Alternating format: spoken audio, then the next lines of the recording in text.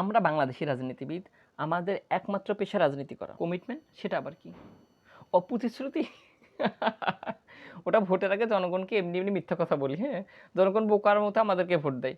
যদিও বা ভোট না দিলেও কোনো সমস্যা হয় না। আমাদের নিজেদের ডিক্লারেশন আমরা নিজেরাই দিতে পারি। আমরা রাজনীতিবিদ। আমাদের সন্তানরা বিদেশে লেখাপড়া করে। আর আমরা দেশে বসে রাজনীতি করি।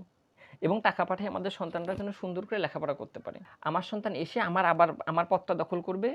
তখন আবার এই যে যারা হচ্ছে পাতি নেতা পেতা আছে, হ্যাঁ? তারা আবার সবাই আমার সন্তানের পিছনে স্লোগান দিবে। আমরা রাজনীতিবিদ।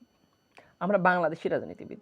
প্রতিদিন আমাদের বক্তব্য শুনতে, শুনতে মানুষ রাগ করে টেলিভিশনের চ্যানেল বন্ধ করে দেয়। আমরা রাজনীতিবিদ। প্রতিদিন বাংলাদেশের জনগণ আমাদের মিথ্যা, ভণ্ড, থার্ড ক্লাস মার্কা বক্তব্য শুনতে, শুনতে তারা প্রতিদিন টেলিভিশনের চ্যানেল পরিবর্তন করে। শান্তিমতো তারা ঘুমোতে পারে না। কাউকে ঘুমাতেও দেই না। আমরা নির্বাচনে জিতলে বলে নির্বাচন সুষ্ঠু হয়েছে। আর যদি নির্বাচন হারি, তাহলে বলব নির্বাচন 100% কারচুপি হয়েছে। এই নির্বাচন কারচুপি হয়েছে। এই নির্বাচন ভেজাল আছে। নির্বাচন জোরপূর্বক সেন্টার দখল করা, আমাদেরকে ঢুকতে দেওয়া হয়নি।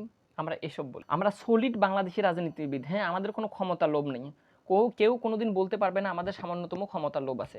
আমরা জাস্ট খালি একবার কোনো মতো ক্ষমতার চেয়ারটা পাইলে ছাড়তে চাই না। আমরা বাংলাদেশি রাজনীতিবিদ।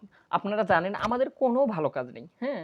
এজন্য আমরা কি করি, বিভিন্ন ব্যানার ফেস্টুন দিয়ে সারা রাস্তার গোল চত্বর যেগুলো আছে সেগুলো সুন্দর করে ঢেকে দিই। যাতে মানুষ ক্রসের পরে কি আছে এটা দেখতে না পড়ে অ্যাক্সিডেন্টে মারা যায়। ভালো কাজ না? আমরা বাংলাদেশি রাজনীতিবিদ।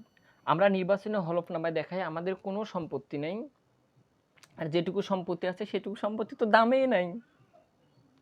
আসলে আমাদের যত সম্পত্তি আছে সব তো বিদেশে পাচার করা। দেশের সম্পত্তি না থাকলে দামে কি থাকবে? আমরা বাংলাদেশি রাজনীতিবিদ। আমাদের কোনো গুণের শেষ নেই। আমরা বাংলাদেশি রাজনীতিবিদ।